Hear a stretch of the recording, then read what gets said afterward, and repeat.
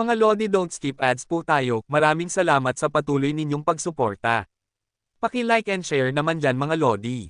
At sa mga gustong mag-donate sa ating GCash or regular na load, mag-comment lang po tayo. Para patuloy tayong makapag-upload ng mga bagong kabanata. Marami pong salamat. Subaybayan natin ang kwento ng isang kabataang nangarap para sa kanyang mga mahal sa buhay. Mula sa pinakamahina tungo sa pinakamalakas. Alamin natin ang kwento ng kanyang buhay. Kabanata 2751 hanggang Kabanata 2760. Kabanata 2751. Matapos masiguradong walang panganib, iniunat ni Hansen ang kanyang kamay upang hawakan ito. Mainit sa pakiramdam ang bagay, at ang tekstura ng ibabaw ay tila balat ng ahas o mga kaliskis ng kakaibang nilalang. Ngunit ang mga ahas ay malamig ang dugo, kaya dapat malamig din ang kanilang kaliskis. Ang bagay na ito'y nag-aalab na parang nagbabagang bakal. Hindi kaya, buhay pa ito. Alam ni Hansen na imposible iyon. Wala itong inilalabas na enerhiya ng buhay. Hinukay niya ang buhangin sa paligid ng itim na bagay, at nang tuluyan na itong lumitaw, halos kasinlaki ito ng isang bahay. Gaya ng inasahan niya, napakalaki nito. At sa tabi ng kumikislap na kaliskis, mayroon pang isa. Mayaman na ako, baka nga bangkay ito ng tunay na Diyos na masamang dragon. Posibleng dito tumubo ang blood coral dahil sumisipsip ito ng sustansya mula sa patay na katawan ng dragon. Halos mabaliw sa pananabik ang puso ni Hansen. Gusto na niyang agad hilahin palabas ang katawan mula sa lawa, ngunit napagtanto niyang may mabigat na problema. Kung isang kaliskis pa lang ay kasinlaki na ng isang silid, gaano kalaki ang buong katawan ng dragon. Patuloy siyang naghukay at natuklasang umaabot pa ito sa ilalim ng kagubatan ng blood coral. Hindi niya matansya kung gaano kalaki talaga ang nilalang. Hindi kaya ang bangkay ng dragon na ito'y umaabot sa buong 10,000 milyang lawak ng blood coral forest. Naisip ni Hansen, mukhang posible nga. Kung hindi, bakit doon lang sa lugar na iyon tumutubo ang blood coral at wala sa iba? Gamit ang lakas ni Hansen, madali niyang nahuhukay ang buhangin. Pero ang mismong blood coral ay hindi niya kayang basta-basta alisin. Sinisipsip nito ang lahat ng kanyang lakas. Kaya't kailangan niyang maghukay dahan-dahan, pulgada kada pulgada. Kung siya lang mag-isa, aabutin siya ng 1 o 2 taon bago mahukay ang buong dragon. Halos imposible ring alisin ang buong kagubatan ng coral. Hindi pwedeng ganito lang, hindi ko kayang hukayin ito ng mano-mano, agad niyang naisip. Bukod pa roon, kung magpapatuloy siya, tiyak na malalaman ni Likir at Exquisite ang kanyang ginagawa. Kahit ihiwalay pa ang bangkay ng dragon, ang blood coral mismo na sumisipsip ng elemental powers ay napakabihira at napakahalaga. Tiyak na nanaisin ito ng mga very high, kahit wala pa ang bangkay ng isang tunay na Diyos sa ilalim. Kung malaman nila ang tungkol dito at sa natagpuan ni Hansen, baka maagawan pa siya ng pagmamay-ari. Kahit pinapayagan ng mga very high ang mga silkworm na kunin ang mga xenogenic na kanilang napapatay sa outer sky, iba pa rin ang halaga ng katawan ng isang tunay na Diyos na xenogenic. Napakatukso nito, at hindi mahulaan ni Hansen ang magiging resulta kapag nabunyag ito. Kailangan kong makaisip ng paraan. Paano ko madadala ang katawan ng dragon at ang blood coral nang hindi nalalaman ng iba? Tumigil siya sa paghuhukay at muling tinabyunan ng buhangin ang kanyang inalis upang maitago ang ebidensya. Matapos mag-isip ng matagal, inilagay niya ang kakaibang blood coral sa kanyang Destiny's Tower. Pagkatapos ay pinagmasdan niya ang beast soul na nakuha niya mula sa Space Electric Eel. Deified Xenogeneic Beast Soul Space Electric Eel, Gem Beast Soul, may tsansang mag-evolve. Isa na namang Gem Beast Soul. Medyo nadismaya si Hansen. Ang Gem Beast Soul ay nakapagpapataas ng antas at kalidad ng ibang Beast Soul, ngunit kailangan nito ng kaparehong uri. Mayroon na siyang Gem Beast Soul mula sa Sun Raven, pero hindi pa niya ito nagagamit. Wala rin siyang Lightning Element Beast Souls na pwedeng ipare sa bagong nakuha mula sa Space Electric Eel. Ano kaya ang ibig sabihin ng may tsansang mag-evolve? Bagamat nadismaya, nakatawag pa rin ng interes sa kanya ang bahaging iyon. Sayang lang dahil hindi niya agad magamit ang Gem Beast Soul. Hindi rin niya matuklasan pa ang sikreto ng mensaheng iyon. Hinailan niya palabas ng Buried Dragon Sea ang katawan ng Electric Eel, at nadatnan niya si Byway na naghihintay sa dalampasigan. Nilapitan siya ni Hansen at binati. Nagulat si Byway nang makita na natalo niya talaga ang Electric Eel. Mas lalo pang naging malalim ang halong emosyon sa kanyang mga mata. Pagkalabas nila sa dagat, dinala ni Hansen ang bangkay ng Electric Eel pabalik sa Star Tree. Pag-absorb niya ng xenogeneic gene nito, napansin niyang mas marami itong naibigay na deified genes kaysa sa karaniwang primitive deifieds. Isang bahagi pa lang mula sa 20 parte ng laman ng ila ang kinain niya, ngunit nakakuha na agad siya ng 2 deified gene points. Mukhang mas mataas na antas ng deified, mas marami rin itong naibibigay na elemental genes. Kung ganoon, mas madali palang punuin ang aking deified points. Mas magiging madali ang pag-level up kaysa inakala ko. Patuloy na pinino ni Hansen ang mga xenogeneic genes habang iniisip kung paano niya mahuhukay ang blood coral at ang bangkay ng dragon. Ang katawan ng dragon ay napakalaki para mahukay ng palihim. Pero pwede kong unti-unting kolektahin ang blood coral.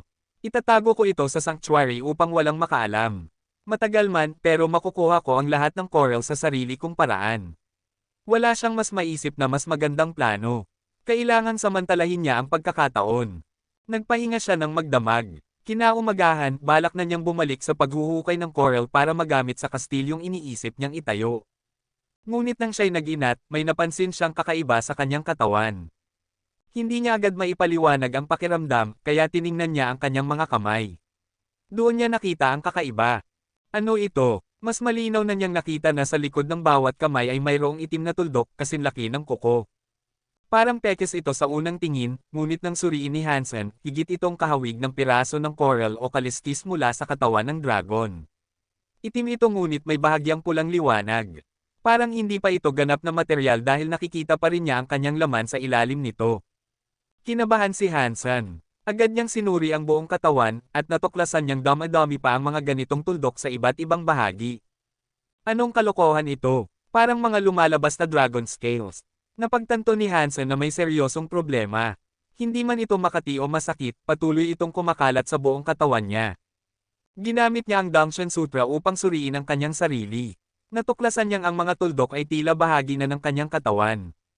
Hindi naman ito nakakasira, ngunit nakikipamuhay na parang symbiotic sa kanya. Pinilit niyang alisin ang isa, at nang gumaling ang laman, bumalik din ang itim na tuldok. Mas lalo pang dama-dami sa bawat minuto.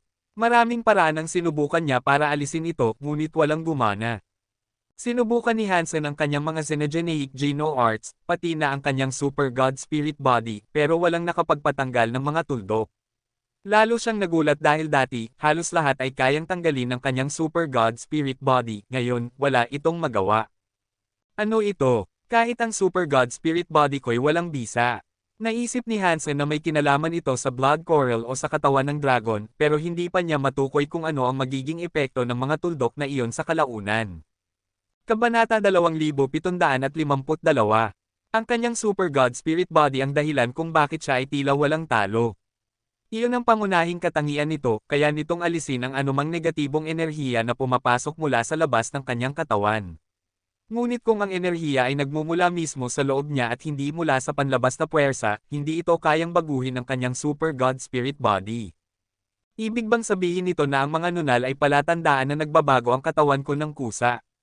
Bulong ni Hansen sa sarili. Ngunit tila hindi makatwiran iyon.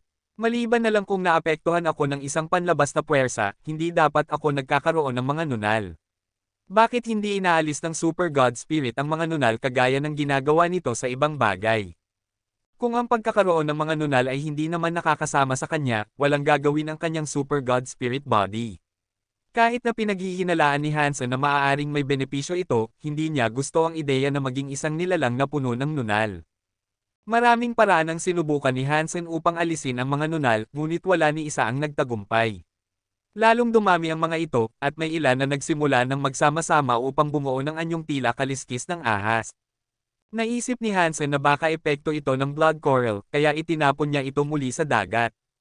Ngunit makalipas ang kaunting sandali, napansin niyang bumalik ulit sa kanya ang blood coral.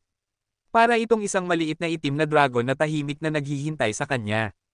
Napakasama nito, napilitang ilang ulit pa itong itapon ni Hansen, ngunit hindi niya ito maalis. Patuloy ang pagtubo ng mga kaliskis, at gusto na niyang mapaiyak sa inis. Sa ngayon, wala namang negatibong epekto ang mga kaliskis. Sa katunayan, lalo nitong pinatibay ang depensa ng kanyang katawan. Malaki rin ang itinulong ng mga kaliskis sa kanyang elemental resistances. Kapag tinamaan siya ng atake, nakaka-absorb ang mga kaliskis ng halos 80% ng pinsala. Kung sakaling tuluyan itong kumalat at bumalot sa buong katawan niya, magiging napakakilabot ng depensa ni Hansen. Gayunpaman, hindi niya nais na maging isang kakaibang halimaw na balot ng kaliskis. Hindi mo matatakpan ang apoy gamit lang ang papel. Nang bumalik si Exquisite, nakita niya agad na balot ng kaliskis ang katawan ni Hansen. Nagulat siya ng labis. Hindi nagtago si Hansen. Isinalaysay niya ang lahat pati na ang tungkol sa blood coral at sa bangkay ng dragon. Hindi niya gustong maging halimaw kahit pa mas lumakas siya. Dahil hindi niya kayang alisin ang mga kaliskis, napilitan siyang humingi ng tulong. Maraming mga piling tao ang kabilang sa Very High, at lahat sila'y may malawak na kaalaman. Inaral nila ang mga Geno art mula sa iba't ibang bahagi ng universo. Baka sakaling may isa sa kanila na may alam na paraan upang alisin ang mga kaliskis. Habang nagkukwento si Hansen, lalong namutla at nanlaki ang mga mata ni Exquisite. Tinitigan niya ang blood coral na hawak ni Hansen, ang kahawig ng isang dragon. Ang tunay na Diyos na Evil Dragon, anong klaseng kapangyarihan ba ang mayroon nito? Bakit nito pinapatubo ng mga kaliskis ang aking katawan? May paraan ba upang alisin ito? Sunod-sunod ang tanong ni Hansen na halatang nadadala na ng kaba at inis. Naiisip pa niya na kapag nakauwi siya, baka hindi na makilala ng anak niyang si Little Ling ang kanyang ama. Nanatiling tahimik si Exquisite. Hindi agad siya sumagot at tila malalim ang iniisip. Anong nangyayari? Pakiusap, magsalita ka naman, pagmamakaawa ni Hansen, ramdam ang bigat ng sitwasyon. Dahan-dahang gumalaw ang mga labi ni Exquisite, at sa kanya binitawan ang pinakahuling bagay na inasahan ni Hansen. Ang Buried Dragon Sea ay walang tunay na Diyos na Evil Dragon. Isa lang itong alamat, malamig niyang sagot habang nakatitig ng kakaiba kay Hansen. Wala, gulat na tanong ni Hansen. Paano iyon? Paano naman ang Blood Coral Forest at ang bangkay ng dragon na nakita ko? Hindi ko alam kung saan nagmula ang Blood Coral Forest o ang bangkay na iyon, pero sigurado akong walang Evil Dragon sa Buried Dragon Sea. O kung meron man, hindi ito isang tunay na Diyos na sinageneic. Tinawag itong Buried Dragon Sea dahil may isang deified elite na nagngangalang dragon na namatay doon. Doon nagmula ang pangalan. Nang lumaon, gumawa ng mga kwento ang mga tao, at nabuo ang alamat tungkol sa pagkamatay ng isang evil dragon, paliwanag ni Exquisite. Kung alamat lang iyon, hindi ibig sabihin na walang katawan ng tunay na Diyos na evil dragon doon, giit ni Hansen, hindi agad sumusuko. Hindi iyon ang iniisip mo, mariing sagot ni Exquisite. Alam niyang marami pang tanong si Hansen, kaya nagpatuloy siya, noong unang panahon, wala pa ang Buried Dragon Sea. May isang elite na tinawag na dragon na nakipaglaban doon.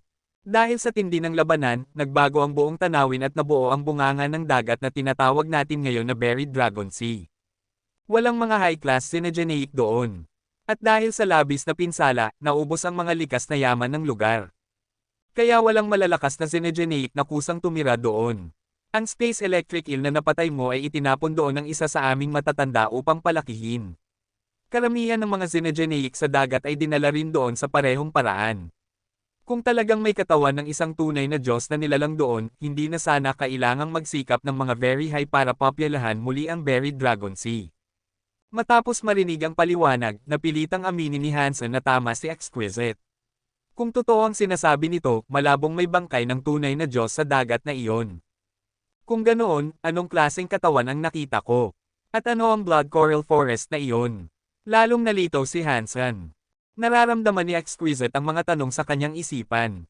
Hindi ako sigurado. Ayon sa kaalaman ko, hindi dapat may ganoong kalakas na nilalang sa Buried Dragon Sea. Nag-isip si Hansen sandali at nagtanong, bakit namatay ang elite na tinawag na dragon sa Buried Dragon Sea? Sino siya? May kaugnayan ba sa kanya ang bangkay at ang Blood Coral Forest? Mapait na ngumiti si Exquisite at umiling. Hindi ko masyadong alam ang buong kwento. Matagal na kasi iyon. Ang tanging alam ko ay may isang elite na nagngangalang dragon na namatay doon, at siya ay mula sa Sacred. Ang Sacred ng sinaunang panahon. Gulat na bulalas ni Hansen, sabay control sa kanyang iniisip. Natatakot siyang mabasa ni Exquisite na may kaugnayan siya sa Sacred. Ganito na lang, dadalhin kita sa aking ninth uncle. Siya ang namamahala sa paglalagay ng mga sinageneic sa Buried Dragon Sea.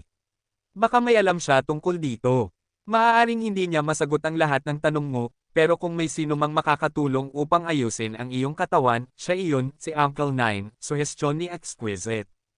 Hindi tumutol si Hansen. Agad silang nagtungo ni Exquisite upang makita ang ninth uncle ng Very High. Bagaman gusto talagang malaman ni Hansen ang higit pa tungkol sa nilalang na tinawag na dragon, hindi siya nang ahas na magtanong pa. Natatakot siyang baka hindi niya makontrol ang kanyang isipan kapag napag-usapan ang tungkol sa sacred, at mabunyag na ang kanyang anak ay kasalukuyang nasa piling ng mga ito. Dinala ni Exquisite si Hansen sa kanyang ninth uncle. Malugod siyang tinanggap nito dahil gusto niya si Hansen. Subalit nang marinig nito ang buong kwento, biglang tumindi ang kanyang ekspresyon at naging napakaseryoso. Kabanata 2753. Kailangan nating puntahan agad ang pinuno. Dalhin mo ang coral. Nagulat sina Hansen at Exquisite. Ang very high sense ni Uncle Nine ay nasa napakataas na antas, kaya bihira itong magpakita ng matinding emosyon. Ngunit ngayon, halatang nanginginig siya. Hindi na siya nagsalita pa, agad niyang dinala sina Hansen at Exquisite upang makita ang pinuno. Malinaw na napakahalaga ng bagay na ito. Uncle Nine, nasa panganib ba si Hansen? Hindi napigilan ni Exquisite na magtanong. Tumanggaw si Uncle Nine. Pagdating na lang natin sa pinuno natin pag-usapan. Napakaseryoso nito. Kapag nagkamali tayo ng kilos, maaari itong magdulot ng napakalaking kapahamakan. Pagkasabi niyon, hindi na siya naghintay ng tugon mula kina Hansen o Exquisite. Itinaas niya ang kanyang manggas at agad silang nag-teleport. Old Nine, anong sadya mo rito?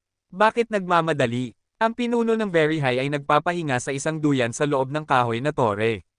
Nang makita niyang kasama ni Uncle Nine sina Hansen at Exquisite, agad siyang napakunot noo. Imbes na magpaliwanag, itinuro lang ni Uncle Nine si Hansen at ang blood coral. Pinuno, tingnan mo ang kanyang katawan. Naguguluhan man, tumingin ang pinuno ng Very High, at nang makita ang blood coral at ang mga kaliskis ni Hansen, biglang nagbago ang kanyang mukha. Siya ang pinuno ng buong lahi, ngunit napabangon siya mula sa upuan sa sobrang gulat. Nanlaki ang kanyang mga mata at hindi makapaniwala sa nakikita. Doon nakumpirma ni Hansen na napakalaki ng problemang kinasangkutan niya. Kung mismong pinuno ng Very High ay ganoon ang reaksyon, higit pa ito sa inaakala niya.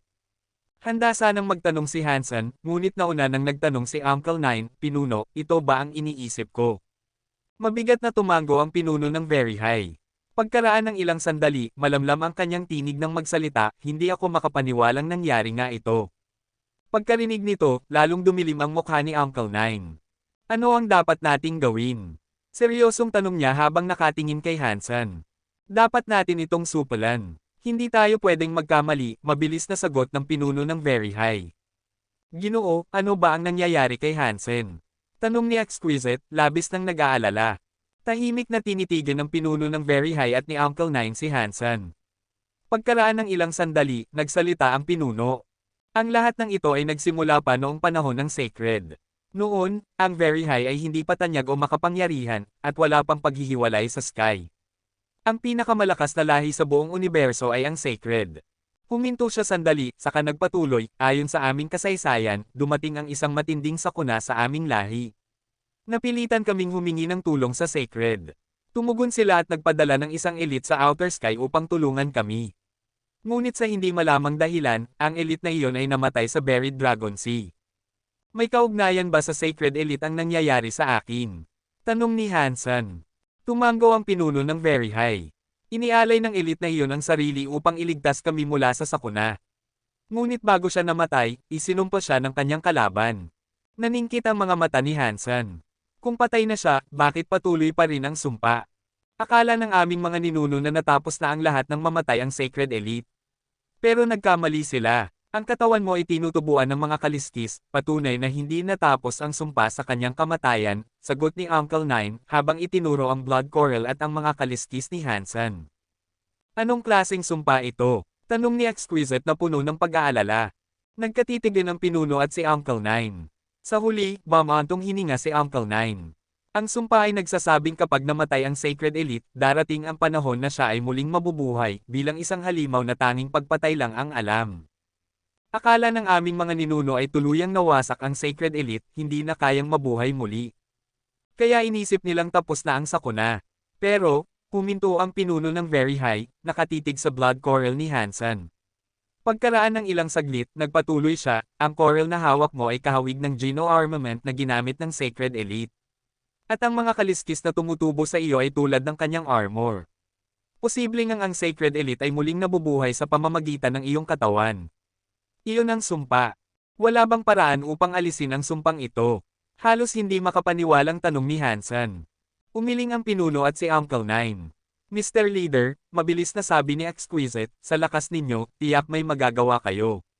Pakiusap, iligtas ninyo si Hansen. Mabigat na buntong hininga ang pinakawala ng pinuno. Hindi ako nagpapabiye dahil ayaw kitang tulungan. Talagang wala akong magawa. Ang nakalaban ng Sacred Elite at nagbigay ng sumpa ay isang tunay na Diyos. Nang mapalayas ang Diyos, doon kumapit ang sumpa. Hindi ito kayang alisin ng aming kapangyarihan. Isang Diyos ang sumumpa sa Sacred Elite. Gulat na tanong ni Hansen, biglang bumilis ang tibok ng puso. Maaaring hindi ka naniniwalang may Diyos sa universo, pero sila ay umiiral. Karamihan lang sa mga nilalang ay hindi nakikita sila, sagot ng pinuno ng Very High. Nananiniwala ako sa mga Diyos. Ano ang pangalan ng Diyos na iyon? At sino ang Sacred Elite na tinutukoy ninyo? Tanong ni Hansen, pilit pinipigilan ang kanyang pananabik. Hindi ko alam ang lahat ng detalye. Kakaunti lamang ang naitala tungkol sa labang iyon. Tila sinadyang burahin ang mga detalye. Ang tanging alam namin, tinawag ang labang iyon na God's Disaster, at ang pangalan ng Sacred Elite ay Dragon. Iyon lang ang naiwan sa tala. Tumingin ang pinuno ng Very High kay Hansen. Kung ang kapangyarihan ni Dragon ay muling nabubuhay sa iyo, kailangan ka naming supalan. Kung totoo ang sumpa, hindi namin maaaring hayaang maging halimaw kang sisire sa universo. Baka hindi naman sa katawan ni Hansen muling mabuhay ang kapangyarihan ni Dragon. Baka ang ibig sabihin ng pagbabalik ay si Dragon mismo. Hindi ba sinabi ni Hansen na may bangkay sa ilalim ng Blood Coral Forest? Baka iyon ang tunay na dragon, mabilis na mungkahi ni Exquisite. Tumango ang pinuno. Kung ganoon, pati ang Coral Forest at ang bangkay sa ilalim ay kailangan ding supalan. Napangiwi si Hansen. Para siyang ituturing ng Very High na parang isang hayop na ikukulong. Mr. Leader, maaaring nahawahan nga ako, pero baka may paraan pa para mailigtas ko ang sarili ko. Napakarami ninyong mga elite, tiyak na may paraan upang alisin ang mga kaliskis na ito, mabilis na sabi ni Hansen. Susubukan namin ang lahat, ngunit kung wala talagang paraan, mapipilitin kaming ikulong ka para maiwasan ang mas malaking kapahamakan. Ang pinuno ng Very High ay napakalohikal. Tulad ng karamihan sa Very High, hindi siya nadadala ng emosyon sa oras ng krisis. Laging pinakamabisang solusyon ang hinahanap niya. Alam ni Hansen na sa paningin nila, siya ay parang isang pasyenteng may nakakahawang sakit. Ang pinakamainam na solusyon ay quarantine siya. At tama ang pinuno. Ngunit para kay Hansen, hindi niya matatanggap ang mabilanggo na parang hayop. Lalo lamang siyang nabalisa. Kabanata 2754. Hindi alam ni Hansen kung paano nila pipigilan ang Blood Coral at ang bagay na nasa ilalim nito, ngunit makalipas ang 4 na araw, nagsimulang magtipon ang mga piling mandirigma sa palasyo ng Very High Leader. Nang dumating ang huli sa kanila, 4 na tunay na Diyos na elite at 12-dosenang butterflies ang naroon. Isa itong napakalakas na pangkat. Sinuri muna nila ang mga kaliskis ni Hansen bago sila umalis, ngunit sa kasamaang palad, lahat ng kanilang pagtatangka na alisin ang mga ito ay nabigo. Kahit ang piliting balatan ng balat ni Hansen ay hindi gumana, nananatiling nakakabit ang mga kaliskis. Maaaring hiwain ang laman ni Hansen, ngunit sa tuwing bumabalik ang laman, muling sumusulpot din ang mga kaliskis. Walang magawa ang mga Very High laban sa mutisyong ito. Lalong lumalala ang kalagayan ni Hansen. At syempre, nagpa siya ang mga Very High na pigilan si Hansen kasama ng Blood Coral kung sakaling totoo nga ang sumpa. Walang gustong makita si Hansen na maging isang halimaw na kayang magdala ng kapahamakan sa buong sansinukob. Ayaw ni Hansen sa ideya na ikulong siya, ngunit alam niyang iyon ang pinakamabuting paraan para sa kanila. Kilala ang mga Very High sa kanilang malupit na pagiging praktikal. Kahit na ang pinakamadaling solusyon ay patayin siya, hindi nila iyon ginawa, isang bagay na kahit si Hansen ay medyo nakahinga ng maluwag. Iniwan nila si Hansen sa isang palasyo na napapalibutan ng ulap at hamog. Umupo siya sa mga hagdan patungo sa pintuan ng palasyo, nakatitig sa kawalan. Bagaman ang palasyo ay mukhang isang karaniwang gusali, sa katunayan, ito'y nakapaloob sa isang tunay na Diyos na kagamitan ng mga Very High. Nakita na ni Hansen ang bagay na iyon dati, isang parang jade na bote, pero hindi niya ito lubos na naunawaan. Basta't inilagay na lamang siya roon pagkatapos ay lapit sa estatwa ng Very High Alpha. Maganda ang tanawin ng ulap at hamog na nakapalibot sa palasyo, ngunit nanatili pa rin itong isang bilangguan. At siya lamang ang nag-iisang nakakulong dito. Bukod sa palasyo, lahat ay malabo. Walang kahit anong aura ng buhay, at tila hiwalay ito sa buong sansinukob. Hindi man lang makapagpatuloy si Hansen sa kanyang pag-eensayo. Kung hindi matagpuan ng Very High ang paraan upang alisin ang aking mga kaliskis, ibig bang sabihin nito'y habang buhay na akong makukulong dito? Lalong nadudurog ang loob ni Hansen habang lumilipas ang bawat minuto. Bagaman inilipat na ng Very High ang kakaibang blood coral at wala na ito sa tabi ni Hansen, patuloy pa ring lumalaganap ang mga kaliskis sa kanyang katawan. Sa puntong iyon, halos buong katawan niya'y natakpan na. Maliban na lang sa kawalan ng sungay sa kanyang ulo, kamukha na niya ang isang maladragong halimaw. May pagkain at malinaw na bukal ng tubig sa palasyo, ngunit sapat lamang iyon upang mapawi ang kanyang gutom at panatilihing buhay siya. Wala itong naidagdag sa kanyang pagsasanay o pagpapalakas ng mga genes. Sa simula, paminsan-minsan ay bumibisita pa ang mga elite ng Very High upang subukan ang bagong paraan ng pagtanggal ng kaliskis, ngunit palagi silang bigo. Habang lumilipas ang panahon, lalo silang bihira dumalaw. Sa mga hagdang iyon, 10 araw na mula nang huli siyang bisitahin. Sa ngayon, hindi na tinutulungan si Hansen ng mga Very High. Sa halip, sila na ang kanyang mga nang-aapi. Hindi pa rin nila matiyak kung siya nga ba ang muling pagkabuhay ni Dragon sa pamamagitan ng sumpa, pero sa tipikal na estilo ng mga Very High, pinili nilang ikulong siya. Dahil lang sa maliit na posibilidad ng pagkasira, hindi siya pinapayagang lumaya. Ipinangako ng mga Very High na dadalhin nila si Bauer sa Sky Palace. Siguro naman tutuperin nila iyon. Ngayon, nakasalalay na sa akin ang lahat. Kailangan kong makahanap ng paraan upang makatakas. Maraming pagtatangka ang ginawa ni Hansen, ngunit lahat ay nauwi sa wala. Ganap na nakahiwalay ang palasyo mula sa labas. Hindi niya magamit ang sanctuary. Hindi rin siya makapunta sa God area o kahit saan man. Para siyang nakakulong sa isang napakalaking bilangguan. Hindi tunay na nabubuhay, hindi rin tuluyang namamatay, basta't naroon lang. Paano ako naging ganito kamalas? Napabuntong hininga si Hansen. Ngunit biglang kumislap ang isang ideya sa kanyang isipan, tama. Baka pwede kong subukan ito. Nabuhayan ang loob niya. Mabilis siyang pumasok sa palasyo at isinara ang tarangkahan. Matagal-tagal na rin siyang nakakulong roon kaya't alam niya ang takbo ng bote. Dahil ganap na hiwalay ang mundong iyon sa labas, imposible para sa iba na makita siya.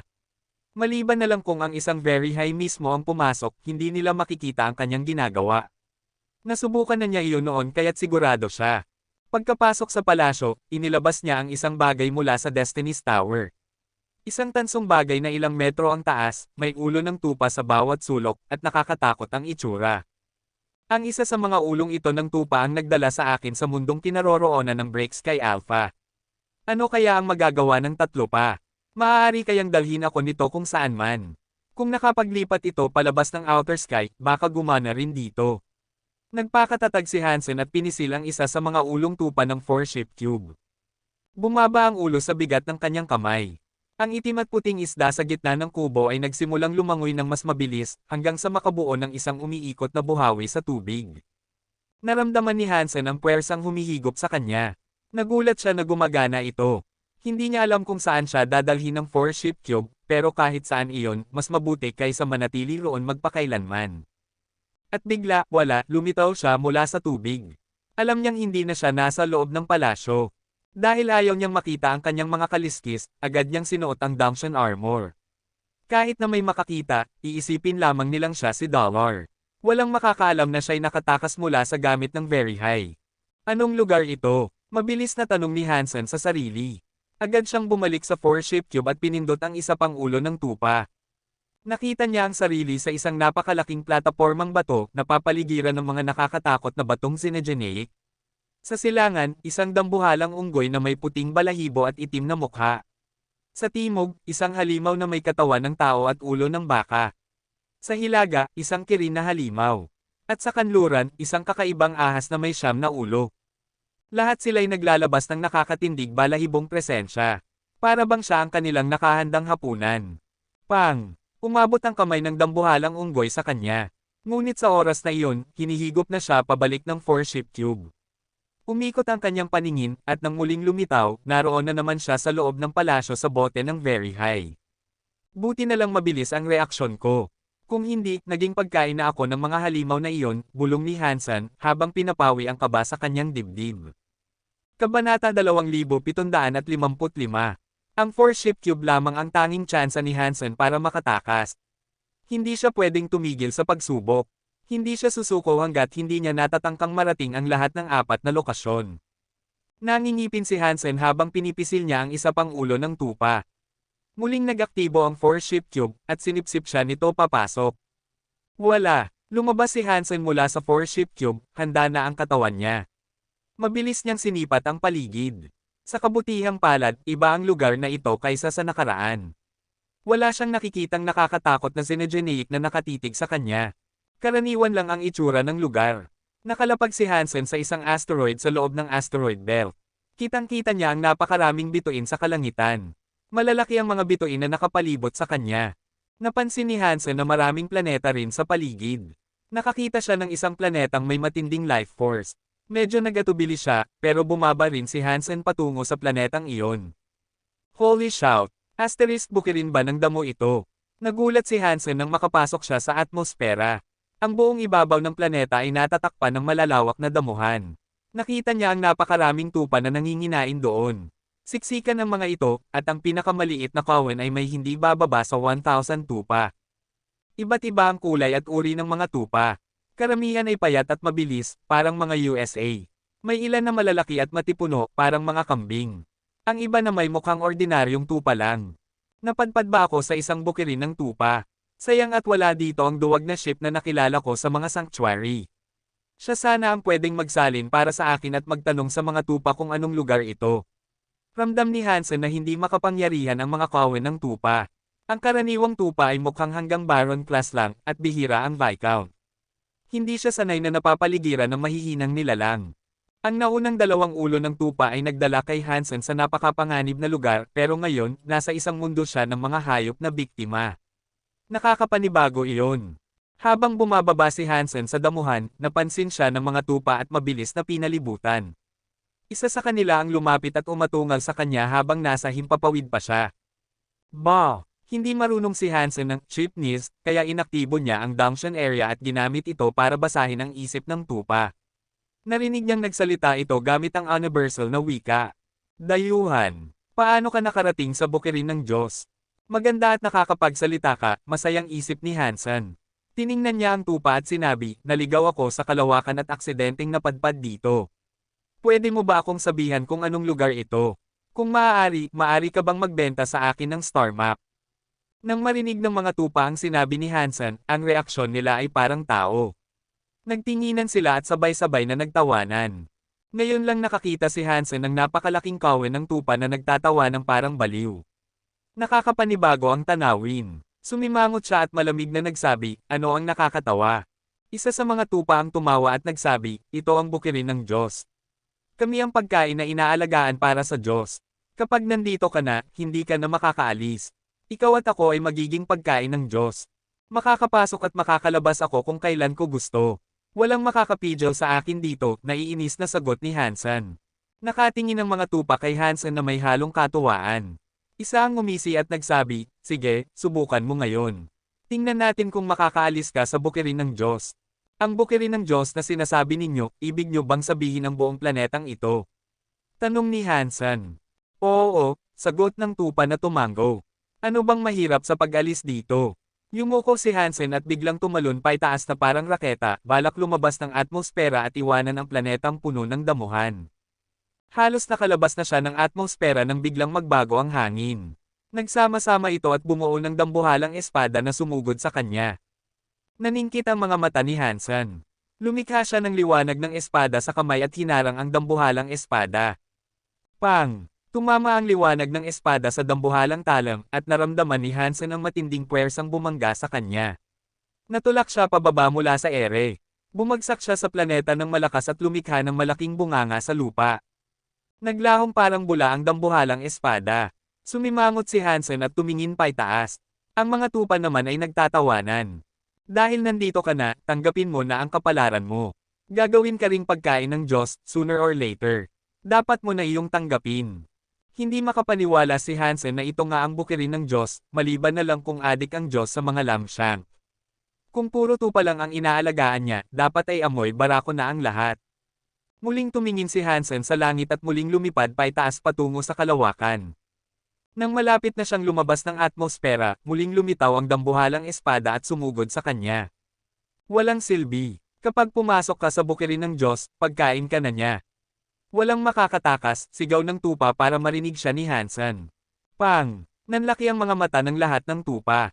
Hindi sila makapaniwala sa nakita. Sa halip na umiwas, sinuntok ni Hansen ang espada. Tumama ang kamao niya sa dambuhalang talam, at nabasag ito. Nawasak ito na parang mahina at kalaw-angin na bakal, at naglaho sa ere.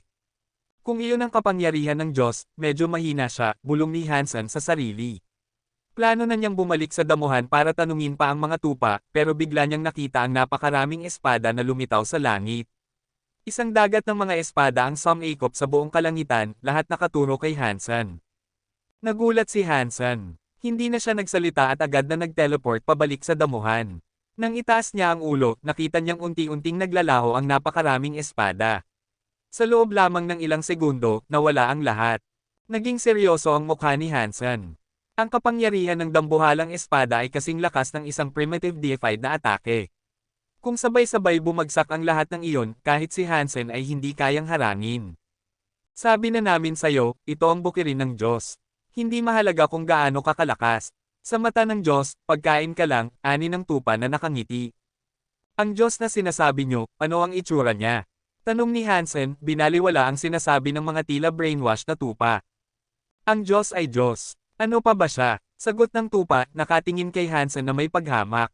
May gusto pang itanong si Hansen, pero bigla niyang nakita ang isang karwahe na lumilipad sa langit. Siyam na puting unicorn ang humihila sa puting karwahe habang papalapit ito sa damuhan. Nang makita ng mga tupa ang karwaheng puti, nagsimulang manginig ang buong kawan. Para bang nawala ang lakas nilang tumakbo. Wala silang magawa kundi tumindig at manginig. Ibinaba nila ang kanilang mga ulo, parang mga ostrich na gustong ibaon ang ulo sa buhangin. Kabanata 2756. Bumaba ang siyam na puting unicorn sa bukirin, elegante ang pagbaba hanggang sa damaykit ang karwahe sa damuhan. Nagtago si Hansen sa loob ng kawan ng mga tupa, ngunit nakatutok pa rin ang kanyang mga mata sa pinto ng karwahe. Nagtataka siya kung anong uri ng nakakatakot na nilalang ang nasa loob. Malamang na mabagsik ito kung hanggang ganoon ang takot ng mga tupa. Wala ni isa sa kanila ang naglakas loob na tumakbo. Nanatili silang nakabaon sa lupa, nanginginig at namamanhid. Huminto na ang siyam na unicorn, at isang mahabang langit-ngit ang narinig nang bumukas ang pinto ng karwahe. Isang maliit na figure ang lumabas, at kumunat ang noo ni Hansen. Ang taong lumabas ay isang batang babae, na mukhang hindi pa lagpas 10 taon ang edad. Hindi pwedeng itong batang babae lang ang kinatatakutan ng mga tupa. Hindi inalis ni Hansen ang tingin sa karwahe. Iniisip niya na baka may isa pang nilalang na lalabas mula sa likod ng bata. Siguradong tagapagsilbi o alipin lamang ito. Ngunit mukhang wala nang iba sa loob ng karwahe. Ang batang babae lamang ang lumabas, at may hawak itong matalim na kutsilyo. Lumapit siya sa isang kawan ng mga tupa.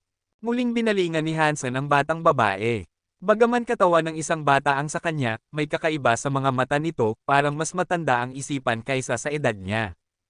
Isa ba siyang Sky? Dama ni Hansen ang presensya ng bata, at napansin niyang may marka sa kanyang noo. Maaaring isa nga siyang Sky.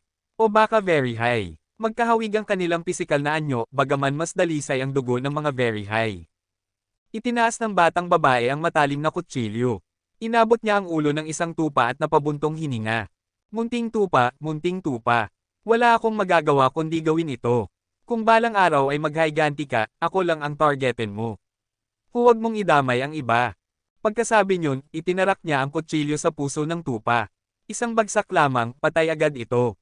Damaloy ang dugo sa hawakan ng kutsilyo at bumulwak mula sa dibdib ng tupa. Nakakapanibago, hindi man lang nakapatak ang dugo sa lupa. Sa mismong sandali na umagos ito, agad itong sinipsip ng kutsilyo. Ilang sandali lang, natuyo ang katawan ng tupa hanggang maging isang gusot na balat at buto. Ang kulay ng kutsilyo ay naging madugong pula, at naglabas ito ng nakakakilabot na presensya. Pagkatapos ng unang tupa, lumipat siya sa kasunod. Nanginginig ang buong kawan, ngunit walang sino mang nagtangkang lumaban. Isa-isa silang pinagsasaksak, at isa-isa ring natutuyo. Gulat na gulat si Hansen sa nasasaksihan. Habang nagpapatuloy ang bata, parang kusang pumipila ang mga tupa upang mamatay. Makalipas ang sandali, umabot na sa 100 tupa ang namatay. Ang talam ng kutsilyo ay namutla sa pula, waring tatagas na ang dugo mula rito anumang oras. Matindi ang amoy ng dugo. Kahit ilang milya ang layo, maaamoy ito ni Hansen. Nakakasuka ang amoy. May kakaiba talaga sa kutsilyo ng batang iyan, bulong ni Hansen habang nakakunot ang noo. Sinipat niya ang sandata. Hindi ganoon kalakas ang presensya ng batang babae, ngunit ang kutsilyo ay naglalabas ng napakakilabot na aura, mas higit pa kaysa sa kanya.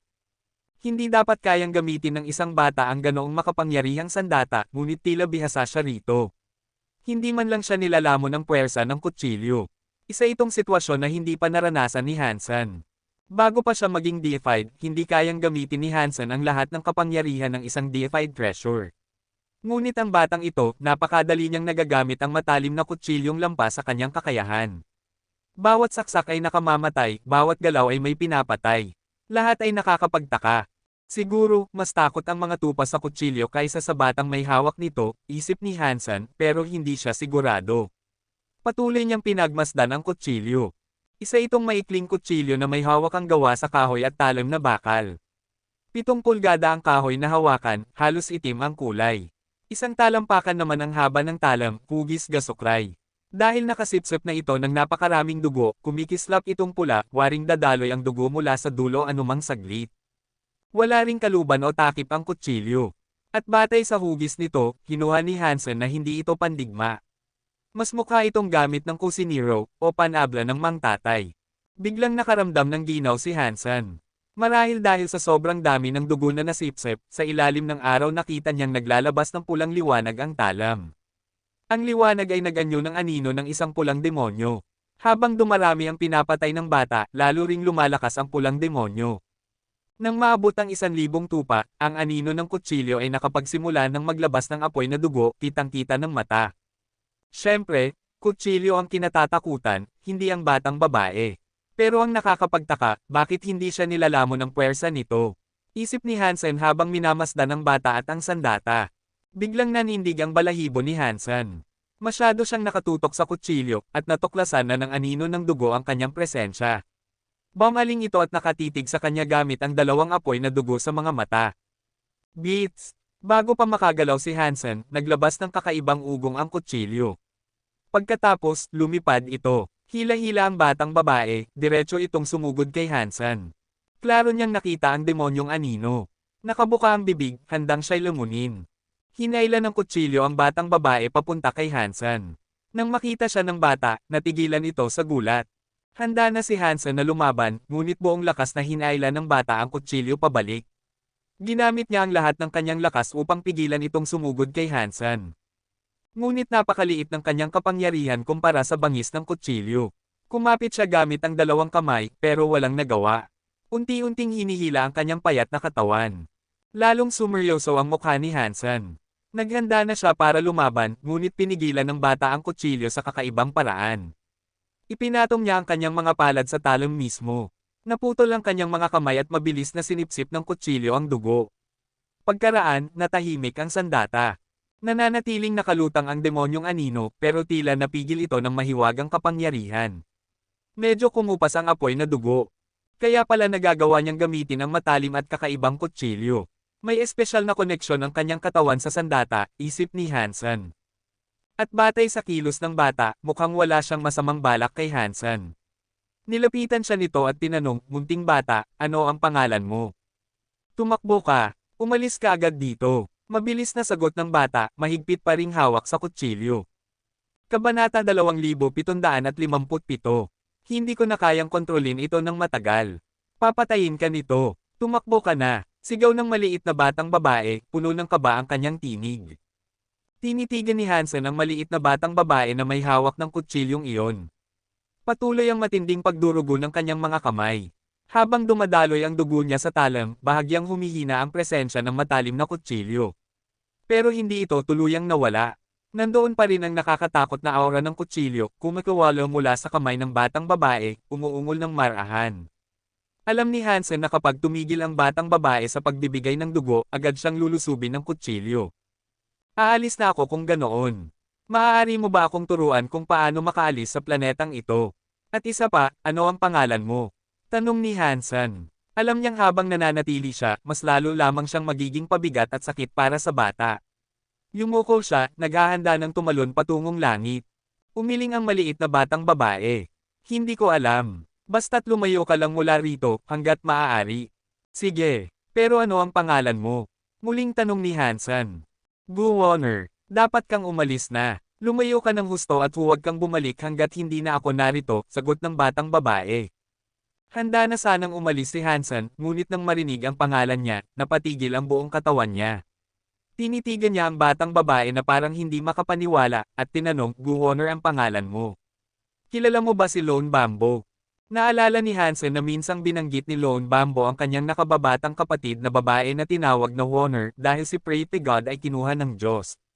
Isang alaala na hindi kailanman naghilom sa puso ng lalaki. Kung tama ang tanda ni Hansen, 10 taong gulang si Lone Bambo nang mawala ang kapatid niya. Maraming taon na ang lumipas, kaya't dapat ay ganap na siyang dalaga ngayon. Ngunit makita siyang nakakulong sa katawan ng isang bata ay malaking pagkabigla. Ikaw, kilala mo ang kuya ko, biglang sumili ang isang ngiti sa mukha ni Gu Wonner habang nakatingin kay Hansen. Kilala ko siya, magkaibigan kami. Pero bakit ka nandito? Anong lugar ito? Tanong ni Hansen, bahagyang lumapit habang nakatitig sa matalim na kutsilyo ni Wonner. Kung estranghero lang sana sila, baka umalis na siya. Pero ngayong alam niyang ito ang kapatid ni Lone Bambo, hindi na niya kayang iwan lang ito.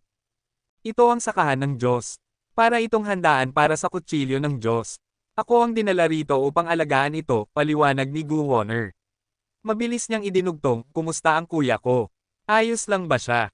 Kahit maiksi ang paliwanag ni Gu Wonner, naintindihan agad ni Hansen. Kinuha siya ng Diyos at dinala rito. Ibinigay sa kanya ang kutsilyo at ipinag-utos na pakainin ito. Kumakain ang kutsilyo ng Diyos sa pamamagitan ng pagsisipsip ng dugo ng mga nilalang. Tinawag itong sakahan ng Diyos, ngunit iisa lang ito sa marami. Maraming ganitong planeta sa sistemang ito.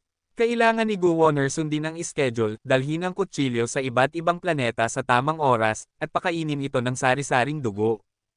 Agad nakita ni Hansen na may mga bagay na hindi sinasabi ni Gu Wonner. May tinatago siya. Bukod sa dugo ng mga xenogeneic, kailangan din ito ng dugo mo, hindi ba? Diretsong tanong ni Hansen.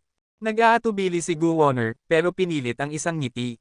Oo, kailangan kong painumin ito ng dugo ko araw-araw. Pero huwag kang mag-alala, mayroon akong immortal na katawan. Kapag natutulog ako, kusang bumabalik ang lakas ko.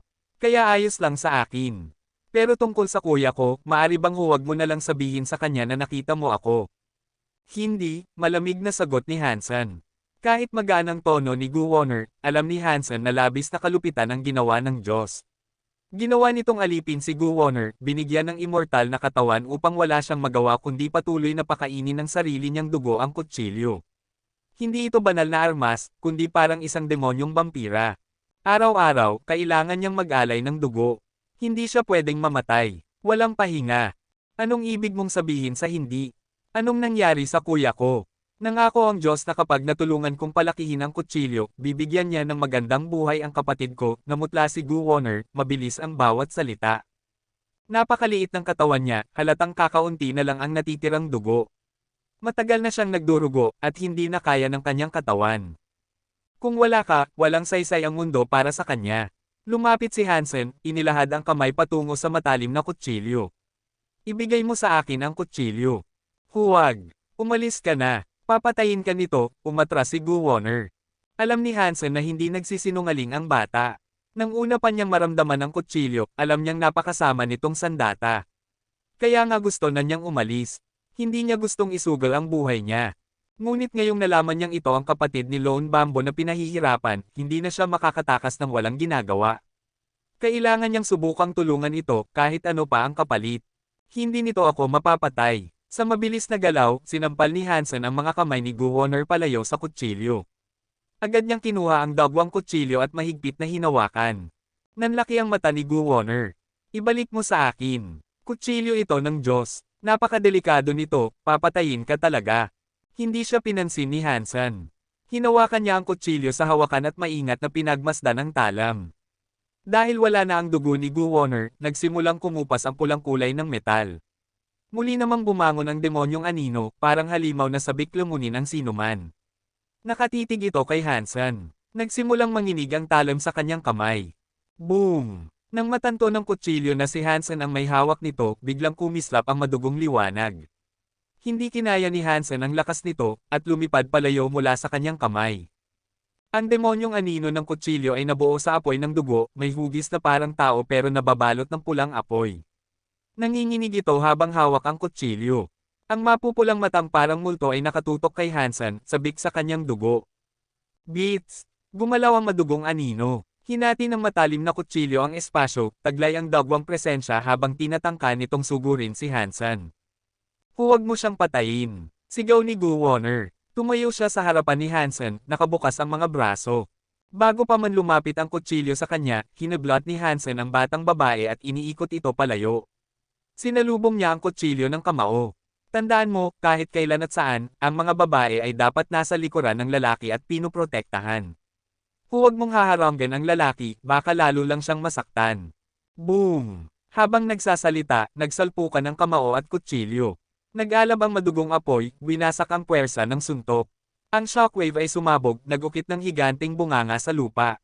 Nahadya pati ang mga tupa sa paligid, at sa iglap ay naging ambon ng dugo. Hindi umatras si Hansen, pero naramdaman niyang may napunit sa kanyang dibdib. Gusto na niyang dumura ng dugo, pero nilunok niya ito. Umungal ang kutsilyo, parang mabagsik na halimaw na naghamon. Sa susunod na iglap, sabay-sabay na umapoy ang 4 na Geno Art sa loob ng katawan ni Hansen. Nakipagsanib siya kay Spell, at pumasok sa kanyang anyong panglaban na Xenogeneic. Kabanata 2758. Lumayo ka, labanan ito ng mga lalaki. Wala kang kinalaman dito, sabi ni Hansen habang nakatuon ang tingin sa pulang demonyo. Matapos pagsamahin ni Hansen ang 4 niyang Geno Arts, biglang tumaas ng labis ang kapangyarihan ng Dungeon area. Natuklasan niya na ang God's Knife ay hindi pala totoong kutsilyo. Isa itong Xenogeneic. Bagamat buhay itong nilalang, ang katawan at kaluluwa nito ay parang mismong mga kutsilyo. Hindi alam ni Hansen ang eksaktong antas ng Xenogeneic na ito, ngunit tiyak na ang lakas nito ay lampas sa kanyang nasusukat. Nakatingin ng malamig ang aninong dugo sa kanya. Ang matalim na kutsilyo sa kamay nito ay naglalabas ng liwanag na duguan. Ang kalawakan sa paligid ng kutsilyo ay baluktot dahil sa liwanag na iyon, tinatago ang katawan ng sandata. Ang natitira lamang na nakikita ay ang ilaw ng talam na hawak ng kumikislap na kamay. Sa sumunod na saglit, gumalaw ang anino. Kumilos ito gaya ng pulang hamog sa ilalim ng araw. Paparating ito kay Hansen. Pumutok ang lakas sa katawan ni Hansen. Nag-teleport siya sa likod ng anino at sinuntok ito. Ngunit tila hindi alam ng dugo demonyo na nakalipat na si Hansen. Ang kutsilyo nito ay nakatuon pa rin sa dati niyang kinalalagyan. Nagulat si Hansen na ganoon kadali naloko ang kalaban pero itinuloy pa rin niya ang kanyang atake. Para sa kanya, pagkakataon iyon na hindi pwedeng sayangin. Katsa! Bago pa man tumama ang kamao ni Hansen, napilas na ang kanyang dibdib. Ang ilan sa kanyang tadyang ay naputol, at kita ang ilang laman loob at kristalisadong dugo. Anong nangyayari? Paanong nataman ako? Napangiwi sa sakit si Hansen. Hindi niya maintindihan kung paano siya nasugatan. Hindi man lang lumingon ang dugo demonyo o inundayan siya ng kutsilyo, pero sugatan pa rin siya. Nakakapagtaka talaga. Wala nang oras para mag-isip. Tinawag niya ang kanyang Immortal Dragon na agad naglabas ng kawing na Immortal Substance upang pagalingin ang sugat sa kanyang dibdib. Patuloy na sumusugod ang dugo demonyo, umiindayog ang kutsilyo na puno ng galit. Nauunawaan ni Hansen na masyadong malayo ang lakas ng nilalang na ito kumpara sa kanya. Gusto rin niyang malaman kung paano siya natatamaan, kaya't sa halip na salagin, nag-teleport siyang muli, ngayon ay palayo upang maglagay ng distansya. Katsa! Kahit may 100 milyang layo sa pagitan nila, at hindi nakatutok sa kanya ang liwanag ng kutsilyo, bigla pa rin siyang nataman. Ang kanyang ulo ay nabiyak, kita ang kulay rezang utak. Sobrang sakit na namutla ang kanyang mukha. Naiintindihan ko na, bagamat brutal ang tama, may natutunan si Hansen. Sa dati niyang kinatatayuan, lumitaw ang malabong aninong dugo na kamukha niya. Tinaga iyon ng dagwang liwanag ng kutsilyo, at siya mismo ang nasaktan. Kapangyarihan ba ito ng oras o espasyo? O pareho? Patuloy na ginagamot ng Immortal Dragon ang kanyang sugat. Kahit ganoon kabigat, hindi siya mapapatay basta-basta. Ngunit mas nakakatakot kaysa inasahan ng dugo demonyo. Na-activate na ni Hansen ang Forever Solid. Sa ilalim nito, kahit ang mga Transmutation Deifieds ay hindi kayang saktan ang kanyang Xenogeneic Battle Body. Bukod pa roon, ang mga kaliskis ng dragon sa kanyang balat ay may kapangyarihang parang imyunidad. Dapat ay hindi siya masisira. Ngunit ang dagwang liwanag ng kutsilyo ay hindi lang pisikal na atake. Nakakalusot ito sa kanyang kalasag, kaliskis, at maging sa kanyang buto. Nakakatindig balahibo ang kapangyarihan nito. Hindi nagaksaya ng isip ang dugo demonyo. Nakatingin itong puno ng puot, walang pag-aatubili. Bawat galaw ng kutsilyo ay nagpapabaluktot ng kalawakan, parang maraming dagwang ilaw na umiikot. Sa pagkakataong ito, hindi na nag-teleport si Hansen. Tinawag niya ang Shield of the Medusa's Gaze. Plano niyang salagin ang susunod na udyok. Subalit sa sumunod na saglit, duguan na naman ang kanyang dibdib. Naitapon ang buong katawan niya na parang asteroid, bumagsak sa lupa at bumuo ng higanting hukay. Butas ang kanyang baluti, putol ang mga kaliskis at tadyang. Nananatiling buo ang kanyang kalasag, ngunit walang silbi. Ang dagwang liwanag ng kutsilyo ay parang multo na tumago sa depensa at tinamaan siya ng direkta. Nagpapatuloy ang walang katapusang atake ng dugo demonyo. Kahit anong iwas o salag ni Hansen, lagi siyang natatamaan. Dumidagdag ng dumidagdag ang sugat, at ang kanyang god body ay tuloy-tuloy na dumudugo. Kung wala ang immortal dragon na mabilis gumamot, matagal na siyang nadodge. Ngunit kahit ito'y nahuhuli na sa bilis ng pinsala. Bago pa tuluyang gumaling ang sugat niya, may panibagong tama na agad. Napakalakas. Nakakawala ng pag-asa ang paglaban dito. Tumakbo ka na. Mamamatay ka. Sigaw ni Guwoner mula sa tabi ng karwahe. Bagamat kumakalat ang mga alon ng pagkawasak mula sa labanan, hindi natatamaan ang karwahe. Para bang may mahiwagang proteksyon ito na pumapawi sa bawat hampas ng enerhiya. Gusto ring tumakas ni Hansen, pero hindi niya magawa. Hindi rin siya makalayo gamit ang teleport. Bukod pa rito, may malupit na puwersa na nagsasara sa planetang ito. Madali ang pagpasok, ngunit imposibleng makalabas ng hindi binabasag ang Baisema. At kahit anong gawin niya, siguradong matatamaan pa rin siya ng kutsilyo. Ang tanging mabuting balita ay hindi siya natatapos ng isang hampas lamang. Kung mas malakas pa iyon, matagal na siyang patay. Katsa! Muli siyang nataman, halos maputol ang kanyang braso. Biglang nagliwanag ng dugong enerhiya ang katawan ni Hansen. Tumubo ang maiitim na kaliskis na marahas na bomb-ute sa kanyang baluti, bumalot sa buong katawan. Hindi pa niya naiintindihan ang nangyayari ng yumanig ang lupa. Mula sa kalawakan, bumagsak ang isang dugong liwanag, ang Blood Coral na hugis Blood Dragon. Kabanata 2759. Habang sinusubukan pa ring intindihin ni Hansen ang nangyayari, biglang gumalaw ang kanyang kaliwang braso. Para bang ang dugo sa kanyang braso ang nagtutulak sa kanyang mga kalamnan. Hindi iniutos ng utak ni Hansen na gumalaw ang kanyang braso, ngunit kusa pa ring umabot ang kanyang kamay at hinawakan ang Blood Coral. Napatingin si Hansen sa kanyang kamay na nagulat, ngunit hindi niya ito mapigilan. Ang kanyang kaliwang kamay ay mahigpit na kumapit sa bahagi ng Blood Coral na hugis ulo ng dragon. Hindi kaya ginagamit ng Sacred Elite ang katawan ko para siya ay muling ipanganak. Naisip ni Hansen. Nagsimulang kumislap ang kanyang katawan at ang Blood Coral ng mapulang liwanag. Ang nakakaasar pa, ito pa ang pinakakritikal na sandali ng laban. Nawawalan siya ng kontrol sa kanyang katawan, at papalapit pa ang Blood Demon upang siya'y patayin. Kuya, naiintindihan ko na baka sinusubukan mong sakupin ang katawan ko, pero hindi ba pwedeng mamaya na lang? Ngayon ay napakadelikado. Sa ikinagulat ni Hansen, hindi siya inatake ng Blood Demon. Sa halip, ito'y tumigil sa malapit, nakatingin sa kanya na puno ng pagtataka. Boom! Sumirit ang dugong liwanag mula sa katawan ni Hansen, ngunit kabaligtaran ito ng kanyang inaasahan. Sa halip na siya ang magbago, ang liwanag ay lumabas mula sa kanyang katawan at pumasok sa Blood Coral na nasa kanyang kamay. Habang hinihigop ng Blood Coral ang dugong liwanag, ang mga itim na kaliskis sa katawan ni Hansen ay mabilis na naninipais at kumukupas. Para bang unti-unti siyang bumabalik sa normal. Ano ito? Hindi pala niya balak sakupin ang katawan ko. Hinihigop niya ba ang lakas ko para matuyo ako? Nakatitig si Hansen sa Blood Coral. Habang sumisipsip ito ng enerhiya, nagsimula itong magbago mula sa anyong dragon, naging anyong tao. Hindi basta tao, kalahating dragon. Ang ulo ng dragon ay naging ulo ng tao, ang katawan ay nagkaroon ng mahahabang braso ng tao, ngunit nanatili ang buntot na parang dragon. Habang nagbabago ang coral, ang lahat ng itim na kaliskis ni Hansen ay naglaho. Muli siyang bumalik sa normal. Para bang may bagay na hinugot mula sa kanyang katawan.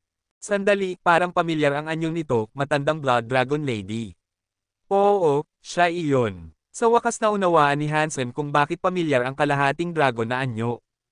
Ang blood coral ay nagkaroon ng ulo ng tao at buntot ng dragon. May mga pulang kaliskis sa kanyang katawan at mga sungay sa ulo. Ang matandang Blood Dragon Lady ang nakaguhit sa kanyang likod noon, ngunit iyon ay may mga pilak na kaliskis. Ang harap niya ngayon ay may pulang kaliskis. Ngayon ko naintindihan. Ang Blood Coral ay sumusunod sa akin dahil may bakas pa ng matandang Blood Dragon Lady sa tato sa likod ko.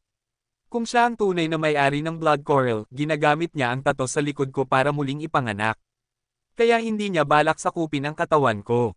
Bagamat hindi lubos na naiintindihan ni Hansen ang lahat, ramdam niyang tama ang hinala niya. Nang tuluyang naglaho ang mga kaliskis sa kanyang katawan, ang Blood Coral ay naging si matandang Blood Dragon Lady. Nakaangat ang kanyang katawan sa ere, nakapikit ang mga mata, parang isang estatwa. Ang Sacred ang nagpadala kay matandang Blood Dragon Lady upang tulungan ang Very High. Lahat ay may paliwanag na ngayon. Sa wakas ay malaya na si Hansen. Tinitigan niya ang nakabitin sa ere, ngunit hindi niya alam kung ito ba'y mabuti o masama. Wala nang pasensya ang Blood Demon. Nakita nitong tila walang malay si matandang Blood Dragon Lady, kaya nagliyab ito ng apoy ng dugo at inihagis ang kutsilyo upang umatake. Mag-ingat ka, sigaw ni Hansen. Hindi pagising si matandang Blood Dragon Lady, at natatakot siya para dito.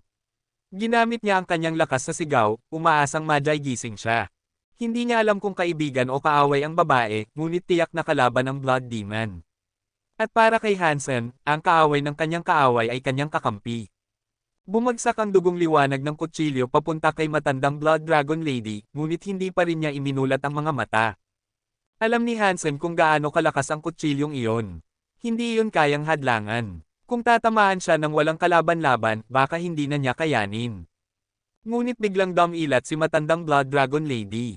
Hindi pa kailanman nakita ni Hansen ang ganoong mga mata. Para silang kalangitan na may umiikot na mga bituin. Sa isang tingin pa lang, kayang bumihag ng sino man ang kadalisayan at kalakasan ng mga mata. Ang iyong mga mata ay ang aking tahanan magpakailanman. Naalala ni Hansen ang mga katagang iyon. Noon, hindi niya maintindihan. Ngayon, habang nakatitig sa kanya, nauunawaan na niya. Tahimik na tumingin si matandang Blood Dragon Lady sa Blood Demon. Nang bumagsak ang kutsilyo, iniunat niya ang kanyang mga daliri na parang jade. Boom! Isang sinag ng liwanag na kasinlaki ng panulat ang lumabas mula sa kanyang daliri. Sa lakas nito, winasak ang dugong kutsilyo at pati na rin ang aninong nilikha nito, lumitaw ang tunay na katawan ng matalim na kutsilyo.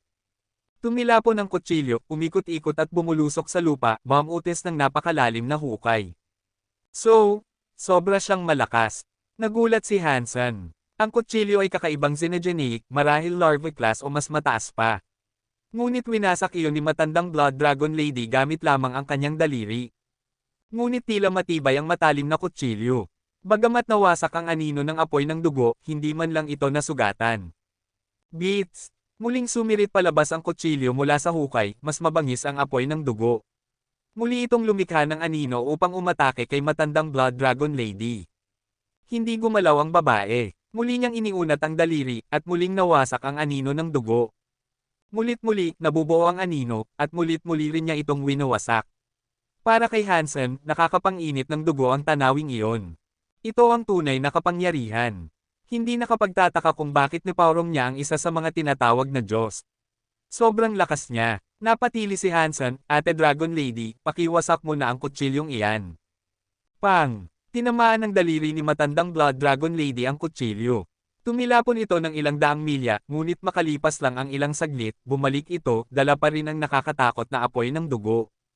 Bibigyan pa sana ng sigaw ng suporta ni Hansen si Dragon Lady, ngunit bigla itong natigilan at nahulog mula sa langit. Muling naging blood coral ang kanyang katawan, bumagsak malapit kay Hansen. Nanlaki ang mga mata ni Hansen.